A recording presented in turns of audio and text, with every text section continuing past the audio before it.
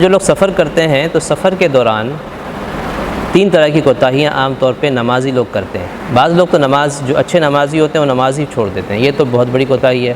نماز چھوڑنے کا کوئی جواز تو نہیں ہے، کیونکہ نماز تو کسی صورت معاف نہیں ہے، لیکن جو لوگ نماز پڑھتے ہیں یعنی اس کا اہتمام کرتے ہیں، خیال کرتے ہیں کہ ہماری کوئی نماز نہ چھوٹے، سفر میں بھی، ریل کے سفر ہو چاہے بس کا سفر ہو، تو ان میں تین طرح کی کوتاہیاں عام طور پہ لوگ کرتے ہیں۔ ایک تو طہارت کا خیال نہیں کرتے۔ دیکھیں، طہارت شرط ہے، مقصد یہ ہے کہ وضو ہوگا تو پھر نماز ہوگی، وضو کے بغیر نماز نہیں ہوگی۔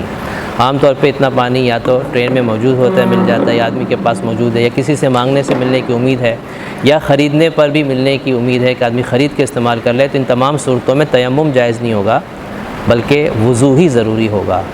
ہاں، اگر بہت مہنگا مل رہا ہے تو پھر بے شک آدمی نہ خریدے۔ دوسرا یہ ہے کہ قیام میں، نماز کا جو قیام ہوتا ہے اس میں کوتاہی کرتے ہیں۔ بہت سے لوگ سیٹ پہ بیٹھ کے نماز پڑھتے ہیں۔ یاد رکھیں کہ فرض نماز سیٹ پر بیٹھ کے نہیں ہوتی، اس کے لیے ضروری ہے قیام کرنا، کیونکہ قیام فرض ہے۔ اگر ٹرین میں جھٹکے لگ رہے ہیں تو ایسی صورت میں ایک ہاتھ سے پائپ یا کوئی سیٹ وغیرہ پکڑ کے نماز پڑھ لے، بے شک ہاتھ نہ باندھے، کیونکہ ہاتھ باندھنا فرض نہیں، قیام کرنا فرض ہے۔ تو اس قیام کے فرض کو پورا کرنے کے لیے بے شک ہاتھ نہ باندھے، لیکن اس صورت میں بیٹھ کے اگر نماز پڑھے گا تو اس کی نماز سرے سے نہیں ہوگی، دوبارہ پڑھنی پڑے گی۔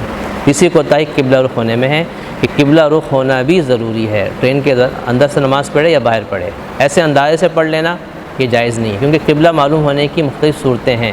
عام طور پر راستوں میں مسجدیں آتی ہیں، مسجدوں کا محراب دیکھ کر بھی قبلہ معلوم ہو جاتا ہے، قبرستان آتا ہے تو قبروں کو دیکھ کر بھی قبلہ معلوم کیا جا سکتا ہے۔ سورج کے غروب کا وقت ہے تو اس کا اندازہ کر سکتا ہے کہ جس سائڈ پہ غروب ہو رہا ہے وہ قبلے کی طرف ہے۔